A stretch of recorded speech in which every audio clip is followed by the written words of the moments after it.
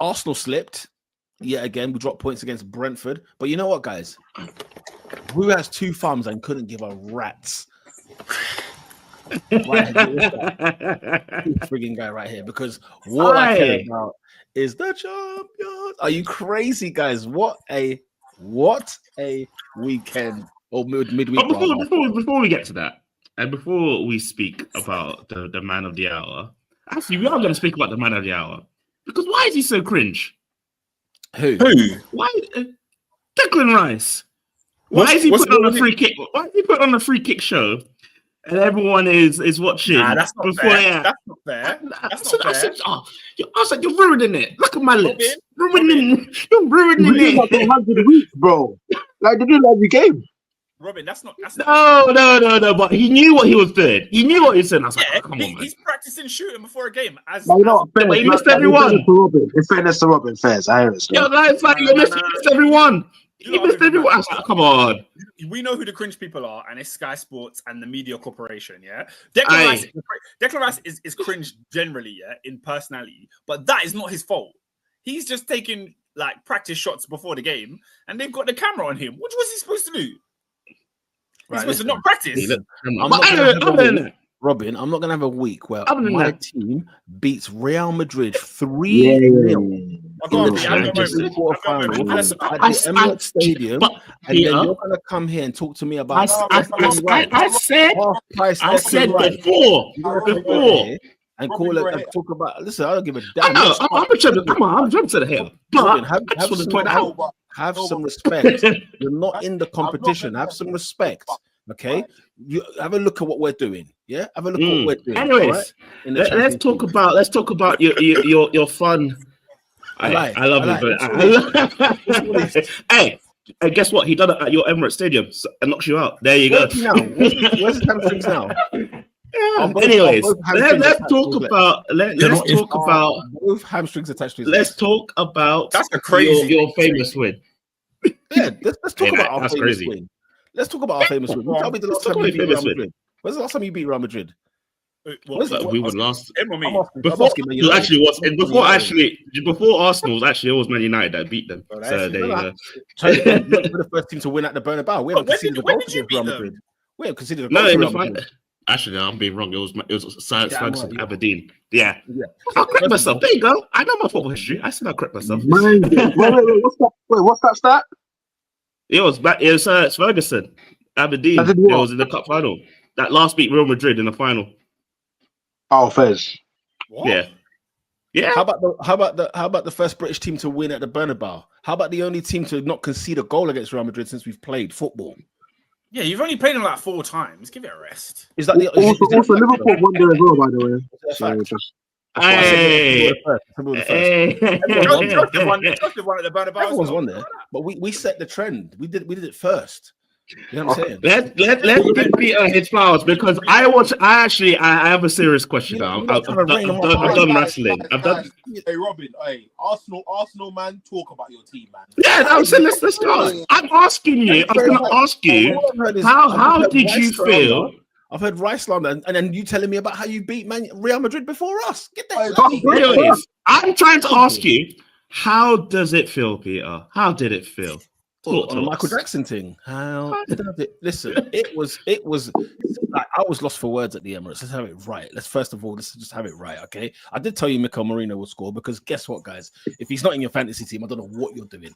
Anyway, but we've given up on the Premier League though, so it's probably not the real thing anyway. But yeah, bro, I was so gassed. I was so delighted, so happy to see our team be so mature. The pressure is on, the big stage is there.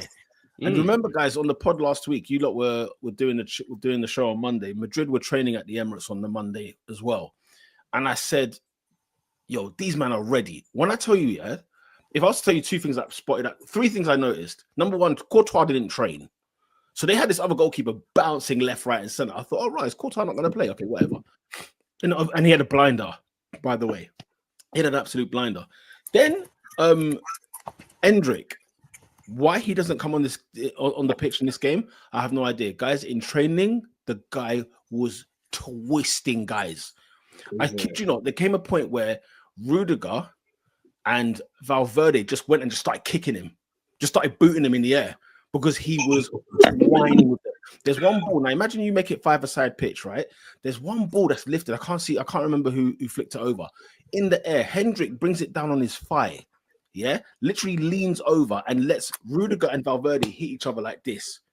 And then he goes on to score. I said, oh my God, we're in big trouble. We're in big trouble. They didn't bring him on. I thought, wow, it's incredible. And the third thing I noticed, guys, they had about 100 shots on goal, like shooting practice, yeah? They missed one.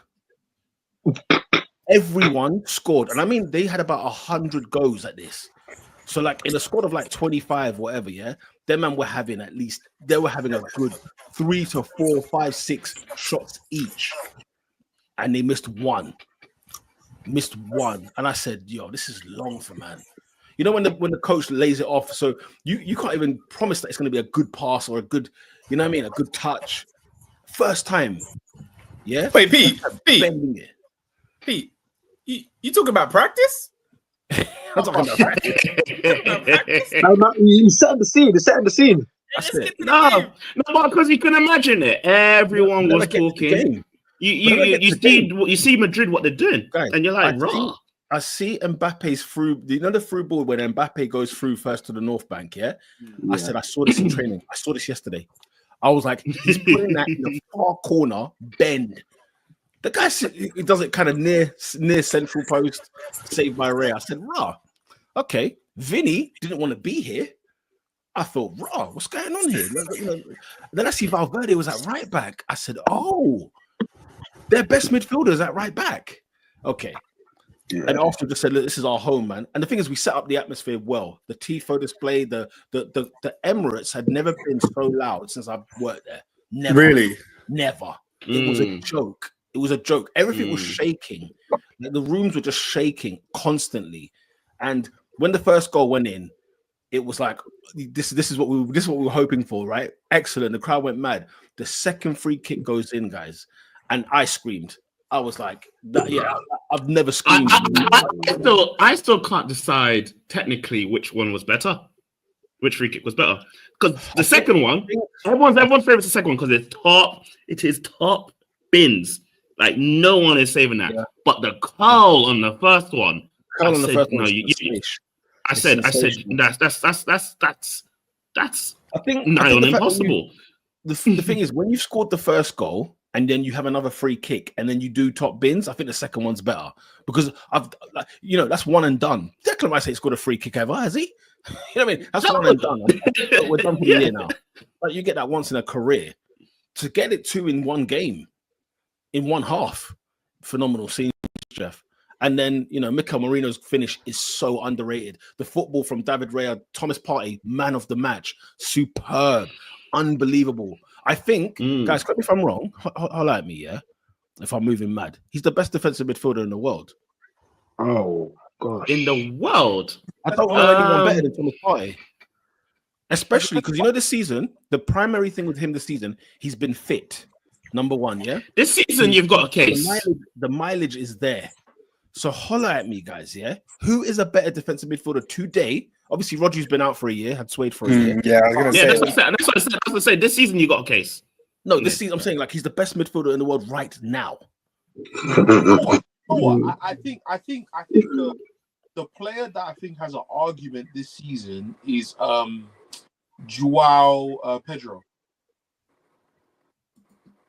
Never you mean?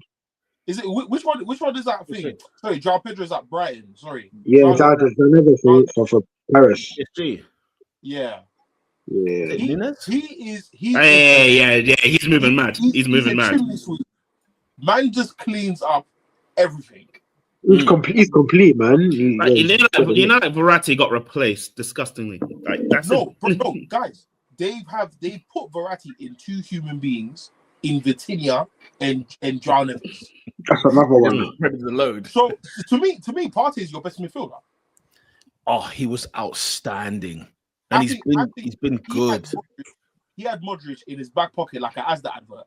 But saying that, Ernest, I looked at Madrid's midfield of Modric and Camavinga, and I thought, yeah, we can have some fun today. Come Because on, Modric, do you know what Modric did? Do you know what Modric did in the second half? He was the fifth centre back. That's what he was doing. He was never in the midfield. He wanted I think Camavinga really let himself down this game. Just on a personal level, I don't think he's been bad this season and all that stuff, but he was nowhere to be found at the Emirates. Everything was played around him. I think that I think Ancelotti let the team down on Wednesday, man. I think that Modric is like playing Eriksen like today. Do you know what I mean? I think Camavinga was the one midfielder that got himself about. Where was JB5? First of all, you go. I just want to say one comment. You can run with it afterwards. If you tuck your shirt in at the Emirates, yeah, and try to do up school, you're not winning. I saw the aesthetic. I said it's not happening. Remember, he's from Birmingham. Remember, he's back in the UK. I don't give a damn. He's never played a game at the Emirates. He's never played a game at the Emirates before. He needs to unhook that. He needs to know that this is hard work.